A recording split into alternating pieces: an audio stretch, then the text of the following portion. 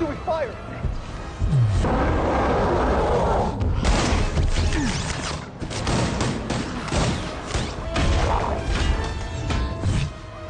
This is what starts. The White House.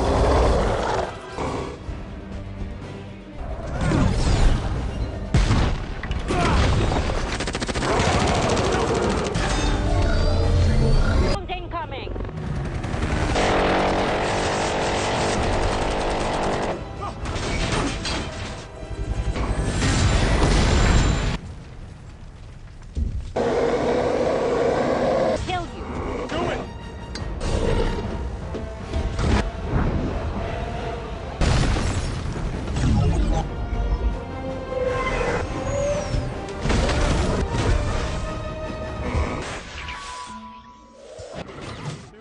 Fight this, Ross. You remember this place? That didn't work. Me.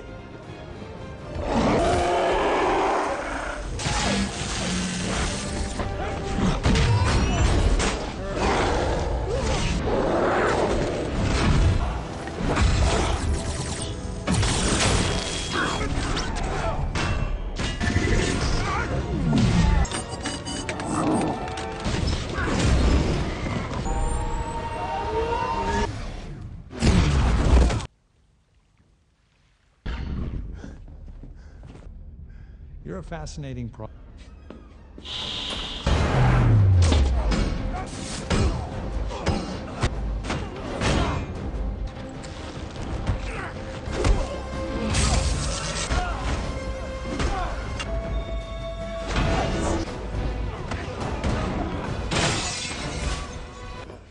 gas. I'm taking them in. I'll do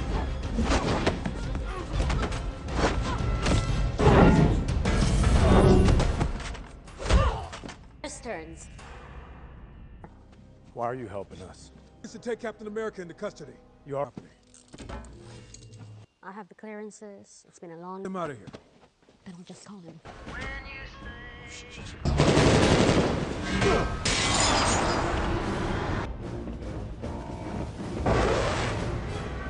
Out of the air. Stay close.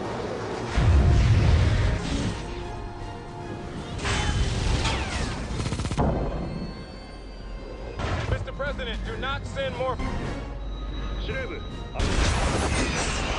Inbound.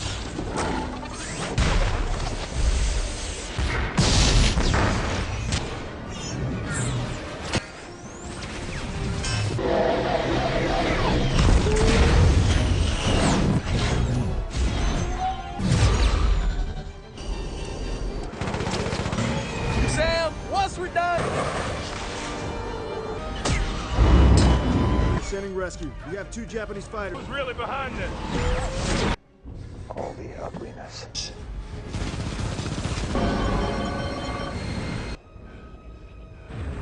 I'll keep these guys busy. What have you done to me, you bastard? Taking the pills then, but fighting it.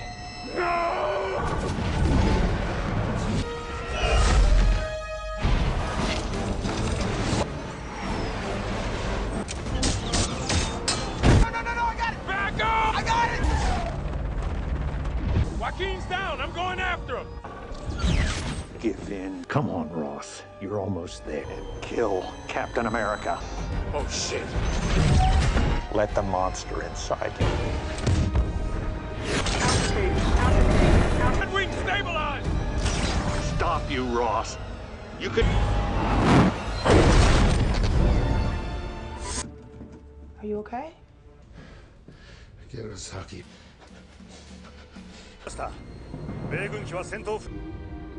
Where's Joaquin? Crisis was narrowly avoided when a... Hey guys, today we're diving headfirst into the action-packed, emotionally charged world of Captain America: Brave New World, a film that really puts Sam Wilson's tenure as Cap under the microscope. We're talking about a Cap who's less about the super serum muscle and more about the supersized moral compass. This movie doesn't just hand him the shield. It makes him earn it, proving that leadership isn't just about throwing vibranium frisbees. It's about navigating political minefields and staring down existential threats, all while trying to figure out if you're even worthy. And let me tell you, Sam's journey is a roller coaster, a true test of what it means to be a hero in a world that desperately needs one. I put a lot of work into these, so if you like what you see, a like and a subscribe is always appreciated, no worries if not. Our story kicks off with Sam Wilson, not quite in full Captain America glory, but rather grappling with the sheer weight of Steve Rogers' legacy. You can practically feel the pressure radiating off him. Even through the screen, the movie doesn't waste any time getting Sam into the thick of it. We're quickly thrown into his first major crisis as Cap, responding to a mysterious explosion at a remote, high-tech research facility. It's all very urgent global threat. Please insert superhero here, but Sam isn't alone. His trusty wingman, Joaquin Torres, now fully embracing the Falcon mantle, is right there with him. Their wings whoosh through the smoky skies as they navigate. Burning debris and frantic alarms blare. They're a well-oiled machine, dodging falling girders and pulling scientists from the rubble, their comms crackling with urgency. It's clear from the get-go that Sam isn't just a soldier, he's a true leader. His voice steady amidst the chaos, directing civilians and coordinating with Torres. He's not just punching bad guys here, he's trying to hold society together, one collapsing building at a time. The air is thick with the smell of scorched metal and ozone, and the groan of stressed structures is almost as loud as the explosions themselves. This isn't your average bank robbery. This feels bigger, more insidious. Something is definitely rotten in the state of Denmark, or in this case, a heavily guarded scientific complex. Amidst the smoldering ruins, Sam uncovers a chilling clue, a compromised server, flickering to life with a distorted, unsettling face. It's Samuel Stearns, known in certain circles as the leader, and he's decided this is the perfect time for a villain monologue. Through the hiss of static, Stearns' voice, cool and unnervingly intellectual, details his twisted vision for humanity's next evolutionary step. He rattles on about how our current form is simply inadequate, a biological beta test, if you will, and he's got the upgrade ready to roll out. The visual cue of his oversized cranium on the screen is a nice touch, really selling the whole Brainiac gone mad vibe. Sam's face hardens. This isn't just some disgruntled scientist with a vendetta. This is a man who genuinely believes he's doing the world a favor by redesigning it. The threat feels less like a physical punch and more like a creeping dread, a chill seeping into the marrow of your bones. This guy isn't looking to conquer. He's looking to redefine, and that's a whole different, terrifying ball game. It's like when your internet provider says they're upgrading your service, and you just know it means more buffering. Meanwhile, the political landscape is getting just as volatile as the battlefields. President Thunderbolt Ross, a man who knows a thing or two about being thunderous, takes to the podium for a national address. And let me tell you, his speech could curdle milk. With a voice that could crack granite, he announces the launch of a new, highly aggressive Sentinel initiative designed to combat these new, evolving threats. You can practically hear the subtle thrum of military might behind his words. His message is clear: security above all else, civil liberties. Be darned, it's the kind of speech that makes you want to check your backyard for surveillance drones. He's all about a strong hand, a firm grip on the reins, which immediately sets him on a collision course with Sam Wilson's more nuanced, empathetic approach to heroism. It's a classic might versus right scenario, but with way more explosions, and a guy who might turn into a giant red monster eventually. The tension in the air is palpable, a snap of electricity whenever Ross speaks. You just know this isn't going to end well. Sam and Joaquin are, of course, brought in for a friendly briefing on this new Sentinel program. And by friendly, I mean forced, and by briefing, I mean propaganda. The room is stark, modern, and filled with the horror of unseen technology. Holographic displays flicker to life, showcasing the program's arsenal. Sleek, menacing drones, autonomous combat units that look suspiciously like giant metal scorpions, and a terrifyingly pervasive surveillance network. It's less about protecting people and more about controlling them, which, as you can imagine, doesn't sit well with Captain America. Sam's face is a masterclass in controlled disapproval. You can almost hear the grinding of his teeth. Torres, ever the pragmatist, looks skeptical but also a little impressed by the tech. I mean, who wouldn't want a personal army of killer robots? But the implications are clear. This program is a direct threat to the very ideals Sam represents. It's a classic big government versus individual freedom debate, but with laser guns and enough firepower to level a small country. The ominous beep-boop of the holographic displays just adds to the unsettling atmosphere. The line between protecting and dominating feels razor-thin here, and Sam is definitely on the side of not getting dominated. Ignoring the glossy propaganda, Sam and Joaquin get back to what they do best, actual superheroing. They're in a makeshift command center, surrounded by flickering screens and the tap-tap-tap of keyboards, looking for any breadcrumbs Stearns might have left. It's less Avengers Tower, more guys with laptops in a secure basement. They're sifting through data, cross-referencing anomalies, and generally being super sleuths. Suddenly, a series of bizarre energy signatures light up a digital map, all emanating from a remote, desolate region that looks like it's been forgotten by time itself. It's the kind of place where you'd expect to find a supervillain's secret lair, or at least a really terrible Wi-Fi signal. The horror of the computer fans seems to hum louder as they zoom in on the coordinates. Sam's brow furrows, a ripple of concern crossing his face. This isn't just a lab, this is a whole operation, hidden in plain sight. The implications are clear. Stearns isn't just talking big. He's building big, and whatever he's building, it's probably not for the benefit of humanity, unless humanity enjoys spontaneous mutations and general chaos. Following the trail, Sam and Joaquin arrive at the desolate location, a vast expanse of forgotten desert. It's the kind of place where even tumbleweeds think twice about rolling.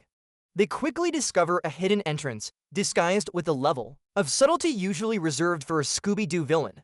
Below lies a massive, sprawling underground facility, shrouded in an eerie silence. The air is thick with the stale, metallic scent of disuse, yet something feels active. Sam, ever the point man, rappels down into the darkness, his suit's tech illuminating the crumbling concrete and twisted metal. The scrape of his gear against the rock echoes in the vast space. Joaquin covers him from above, his eyes scanning for any threats. The facility feels like a tomb, but a tomb that's about to wake up. It's the perfect setting for a villain's lair, complete with dramatic lighting and enough lurking shadows to make your skin crawl. You just know there's going to be a jump scare around every corner, probably involving some grotesque experiment or a rogue espresso machine. The sense of foreboding is so thick you could cut it with Cap's shield. Deep within the facility's heart, Sam finally comes face to face with Samuel Stearns. He's not in a dark, ominous chamber. Oh no, that would be too cliché. Instead, he's in a sleek, high-tech control room, bathed in the soft, pulsing glow of holographic displays that show genetic sequences and global population data. Very sci-fi chic. Stearns, looking rather pleased with himself, is almost welcoming as Sam enters, as if Cap is just another guest for his twisted TED Talk. His voice, smooth as polished glass, explains his warped philosophy. Humanity is stagnant, a failed experiment in need of a hard reset, and he's just the guy to hit the button. He genuinely believes he's the hero of this story, which is always a fun twist for the guy trying to turn everyone into goo. The tension in the room is so thick you could slice it with Cap's shield, though I wouldn't recommend it. He's probably got some force fields or something. It's a battle of ideologies, a quiet clash of wills, before the inevitable smash of a vibranium shield into something expensive. Stearns' calm demeanor is more unnerving than any mad cackle. It suggests a profound, unshakable conviction in his deranged plan. As Sam tries to reason with the unhinged genius, because that always works, right? Stearns, with a smug grin, activates his Genesis protocol. The air fills with a deep, resonant hum as a colossal, intricately designed device in the lab's center awakens. It pulses with strange, bioluminescent light, looking less like a scientific instrument and more like a prop from a psychedelic horror film. The thrum of energy is almost tactile, shaking the very floor beneath Sam's feet. This isn't just a big machine. It's a statement, a declaration of Stearns' intent to forcibly evolve the world. Sam, realizing words are utterly useless here, immediately springs into action, shield at the ready, trying to find a way to stop this monstrous contraption before it truly kicks into gear. He leaps and dodges, the whoosh of air displacement accompanying his agile movements, but Stearns has armed his lab with all sorts of nasty automated defenses. It's like trying to disarm a bomb while also fending off a swarm of very angry, very armed Roomba vacuums. The stakes are clearly sky high, as this machine looks like it could turn the entire planet into a giant, gooey science experiment. Just as Sam is performing his signature Stop the Doomsday Device ballet, the facility's reinforced doors blast open. Who bursts in, guns blazing and looking madder than a wet cat? None other than President Ross, flanked by his shiny, new Sentinel task force. He's clearly not a fan of negotiating with terrorists, especially when the terrorist is actively trying to turn everyone into something out of a bad sci-fi movie. Ross, his face a mask of furious determination, orders a full assault, completely disregarding Sam's warnings about the Genesis Protocol's instability. You can almost hear Sam sighing internally, "Oh, for Pete's sake, another politician who thinks brute force fixes everything." The scene erupts into utter chaos. Sentinel troopers clash with Stern's mutated guards, lasers pew-pew, and energy blasts crackle. It's a three-way brawl with Cap trying to stop the apocalypse, Ross trying to nuke the problem, and Stern's trying to upgrade everyone. The cacophony of gunfire and explosions is deafening, a true symphony of destruction, and Sam is stuck right in the middle, trying to play peacemaker with a vibranium shield. What could possibly go wrong here? Spoiler alert, everything. And here we go, folks, the moment we've all been patiently waiting for. Amidst the deafening roar of battle and the whine of energy weapons, President Ross, in his infinite wisdom, gets a little too close to Stern's unstable experiments.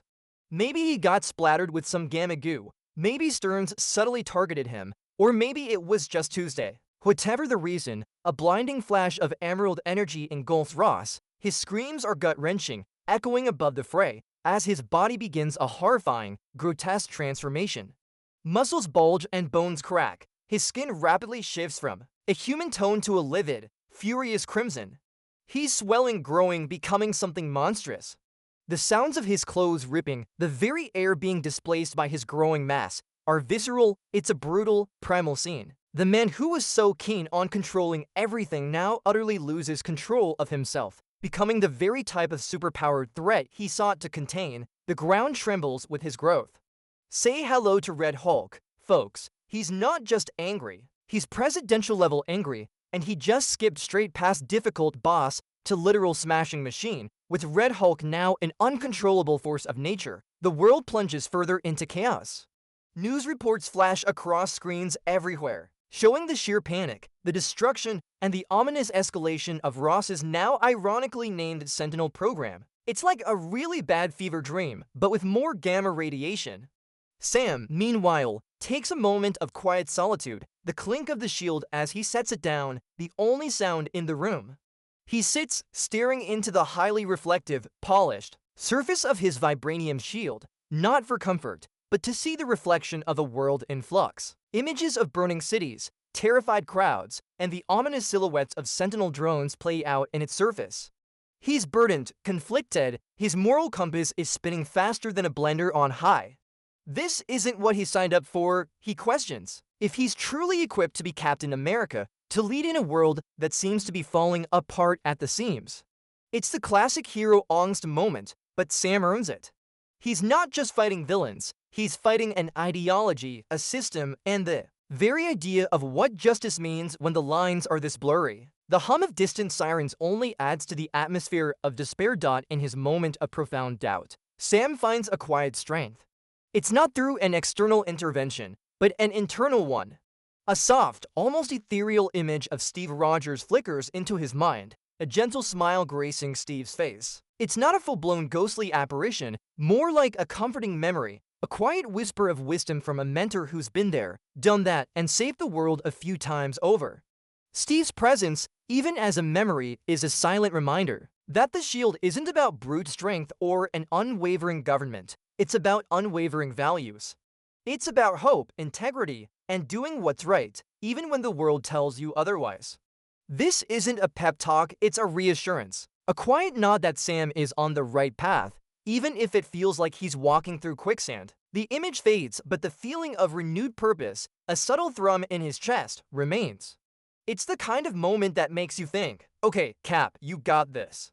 Now go punch some sense into the guy who just turned into a giant red monster. While Sam is having his introspective hero moment, Joaquin Torres, ever the resilient wingman, is certainly not sitting idly by. We see him in a makeshift repair shop, probably just his garage, because where else do heroes fix their gear?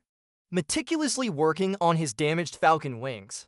The whine of tools, the clink of metal, and the hiss of soldering irons fell. The air, despite some visible injuries, a grimace of pain sometimes flashing across his face, his determination is absolutely fierce. He's not just fixing his gear, he's stealing his resolve. He knows Sam needs him, and he's not about to let his friend face this chaotic new world alone. It's a testament to his loyalty and his growing confidence as the new Falcon. He might not have super strength, but he's got heart, tech skills, and a willingness to fly headfirst into danger, which, let's be honest, is probably more useful than super strength most of the time. The grit on his face is palpable, and the spark in his eyes shows he's not just an apprentice anymore. He's a partner, ready to fly into the fray, no matter how brave new world it gets. He's the guy who says, "Sure, I'll help you fight this sentient plant monster, just let me finish this patch." Just as Sam and Joaquin are getting their respective acts together, the threat from Stearns escalates dramatically. Global news channels are suddenly awash with reports of bizarre, localized environmental anomalies. We're talking rapid, uncontrolled growth of mutated flora, like a jungle just decided to pop up in Times Square overnight, strange, aggressive animal behaviors, and eerie energy fluctuations that make your teeth tingle. The crackling of news static barely covers the panicked voices of reporters describing these phenomena. It's clear that Stearns' Genesis protocol isn't just humming in his lab anymore.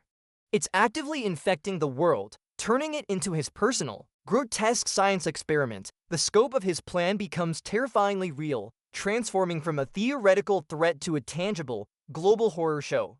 It's like when you accidentally leave your sourdough starter out too long, but instead of just bread, it's actively trying to take over the planet. The sheer scale of it all, the suddenness of these bizarre outbreaks, creates a palpable sense of urgency, a chilling shiver down your spine. Cap and Falcon need to move, and fast, before the whole planet turns into a giant Venus flytrap. With the world quite literally going green in all the wrong ways, Sam and Joaquin launch their desperate counterattack. It's a high-octane aerial assault on Stearns' newly revealed primary Nexus facility, a sprawling, heavily fortified complex that now seems to be the epicenter of all the global weirdness. The thrum of their wings slices through the air as they navigate a gauntlet of laser fire and automated defenses. It's less a stealth mission and more a let's just fly really fast and hope they can't shoot straight kind of deal. They weave and dive, dodging explosive projectiles with the grace of seasoned acrobats, the whoosh of near misses almost as loud as the explosions themselves. Joaquin, with his repaired wings, is back in prime form, covering Sam with a barrage of precision attacks. It's a truly exhilarating sequence, showing the duo operating at the peak of their abilities, a testament to their teamwork and skill. The facility itself looks like a giant, angry hedgehog, bristling with weaponry, but Cap and Falcon are determined to shave it. The sense of danger is constant, a rush of adrenaline that keeps you on the edge of your seat, wondering how they're going to get through this veritable bullet hell. Deep inside the bristling Nexus facility, as they navigate winding corridors and laser grids, the sheer volume of Stearns' defenses proves overwhelming. Sam finds himself pinned down, unable to advance, but Joaquin, always thinking a step ahead, sees the opening. With a defiant shout over the comms, he executes a daring, high-risk aerial maneuver, essentially turning himself into a very fast, very winged decoy. He draws the brunt of the overwhelming enemy fire, the crackle of energy blasts impacting his suit and wings. It's a selfless, crucial play, allowing Sam the precious seconds he needs to push forward, but it comes at a significant cost. Joaquin's wings spark and his suit takes heavy damage, sending him crashing down, albeit intentionally, into a less critical area. The thud of his landing is worrying. It's a moment that perfectly encapsulates his growth, his commitment, and the true meaning of being a wingman. He's not just following orders. He's making the tough calls, putting himself on the line to ensure Cap can complete the mission. It's a hero moment for Joaquin, reminding us that sometimes the greatest acts of bravery aren't always the most flashy. He just bought Sam precious seconds, even if it meant a potentially very expensive repair bill. With Joaquin temporarily out of commission, Sam finds himself alone in Stern's inner sanctum, a veritable labyrinth designed to stop any unwanted guests. The air hums with hidden traps, and the click of unseen mechanisms hints at peril. He navigates a maze of shimmering laser grids that could probably slice a watermelon into 1,000 perfect cubes, floors that suddenly recede into bottomless pits, and automated sentinels that pop out of the walls with surprising aggression. It's like a superhero-themed escape room, but with actual death traps. Sam uses his agility, his years of combat experience, and, of course, that ever-reliable vibranium shield to deflect, vault, and slide past the deadly obstacles, the thwag of his shield against a laser, the grunt as he dodges a falling ceiling panel. Every movement is precise, calculated. He's not just punching his way through, he's outthinking the traps, a true testament to his strategic mind. The heightened sense of peril is palpable. One wrong move, and it's game over. You can practically feel the tension in his muscles as he pushes forward, knowing the fate of the world rests on his shoulders, and also on his ability to not trip over a conveniently placed pressure plate. Stearns really went all out on the home security, didn't he? Asterisk finally, Sam breaches the final defenses, bursting into Stearns' central chamber, ready to put an end to this whole forced evolution debacle. Stearns is there, looking even smugger than before, now protected by a shimmering, almost invisible force field that hummed with energy. He's clearly got some subtle physical augmentations too, a new gleam in his eyes, a disturbing confidence in his movements. The final battle is less about brute force and more a clash of ideologies. Stearns, still calm and collected, taunts Sam, forcing him to confront uncomfortable truths about power, control, and the inherent flaws of humanity. He's not just a villain, he's a philosophical antagonist, and frankly, those are the scariest kind. Every throw of Cap's shield thunks against the force field, uselessly deflected, while Stearns just stands there, casually explaining why he's right and Sam is an outdated relic. It's infuriating to watch Sam, the symbol of hope, struggling against an opponent who fights with words as much as with technology. The snap of Cap's frustration is almost audible, but he knows he can't just punch his way out of this philosophical debate. He needs to outsmart the guy who thinks he's everyone's dad. Stearns is basically that annoying friend who always has to be right, but with world-ending capabilities. Just as Sam is about to lose his cool, in bursts the unexpected, chaotic third party, Red Hulk. He smashes through a reinforced wall with a tremendous crash, sending debris flying and shaking the entire facility. He's glowing, not just with rage, but with unstable gamma energy, making him look like a walking, very angry nuclear reactor. His eyes are wild, unfocused, and he doesn't care about allegiances. He sees to targets, Cap and Stearns, and apparently both deserve a good smashing. The ground groans under his sheer weight as he lunges, his fists like wrecking balls. The fight instantly escalates from a tense ideological debate to a full-blown, three-way brawl with a giant, uncontrollable red monster in the mix. It's an unpredictable, terrifying element that turns the climax on its head.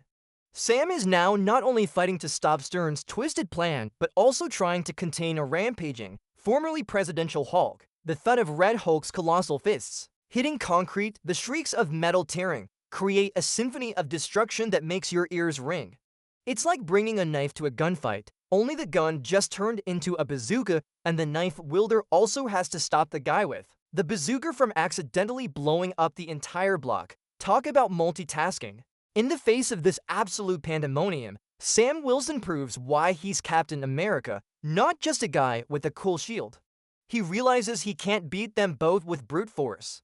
He needs to outthink them with incredible strategic brilliance and agility. He begins to use his shield not as a weapon to simply smash, but as a tactical instrument, a high-stakes billiard cue. He masterfully maneuvers, dodging Red Hulk's wild, indiscriminate attacks and subtly deflecting them, redirecting the colossal force of the Hulk's punches towards Stearns' shimmering force field. The boom of Red Hulk's fists against the redirected energy is deafening, each impact visibly weakening Stearns' defenses. It's a desperate, high-risk play, relying on the chaos of the Red Hulk and the sheer precision of Captain America. The whoosh of the shield, the crack of gamma energy, the grunt of exertion from Sam, every sound emphasizes the intensity of this make-or-break moment. He's playing both sides, manipulating the battlefield, proving that diplomacy and strategy can sometimes be more potent than a direct assault, especially when you have a rampaging Hulk as an unwilling ally. He's basically a very athletic chess master, using the biggest, angriest pawn on the board to his advantage. Sam's desperate, brilliant strategy finally pays off. With a final, earth-shattering crack, Stern's first field shatters, pieces of energy crystallizing and falling like deadly rain. Sam seizes the moment, leaping forward with a powerful grunt and delivering a decisive, incapacitating blow to the leader.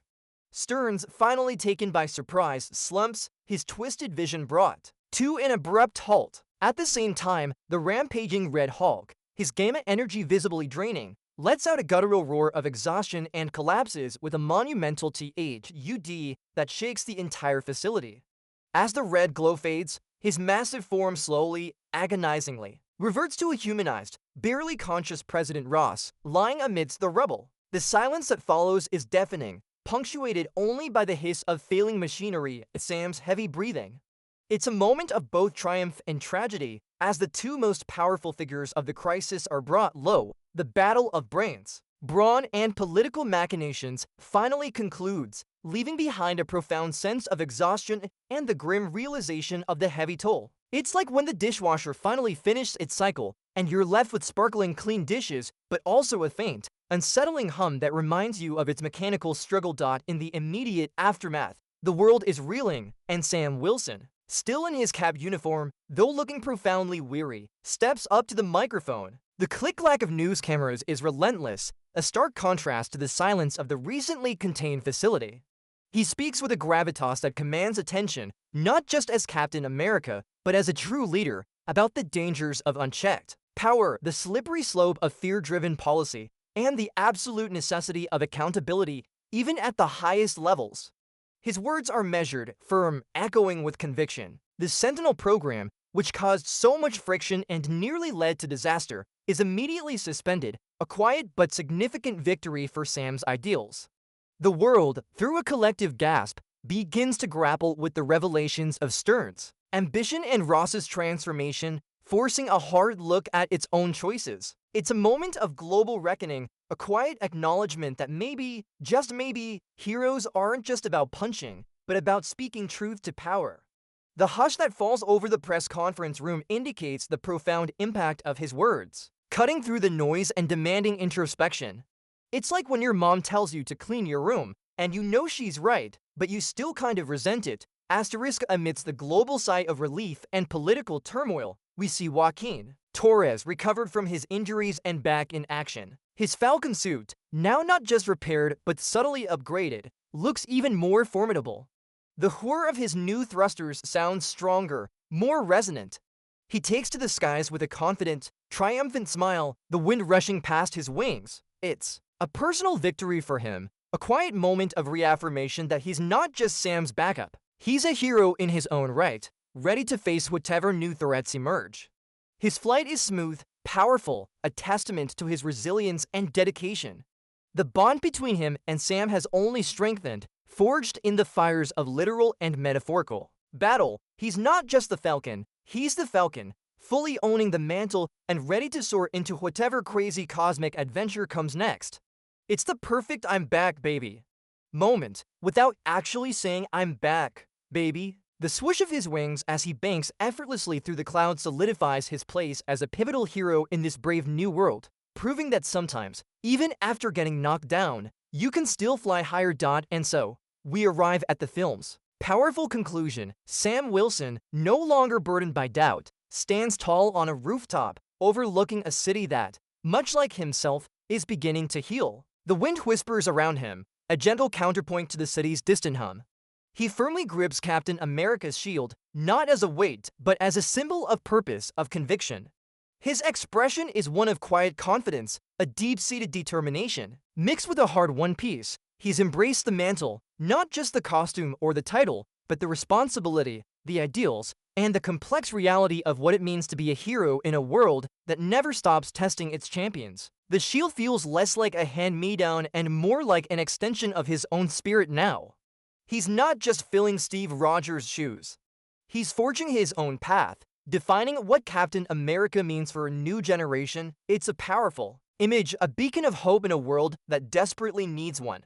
The sun sets, casting long shadows, but Cap stands firm, ready for whatever tomorrow brings. It's not just the end of a movie, it's the beginning of a truly brave new chapter. What a ride, huh?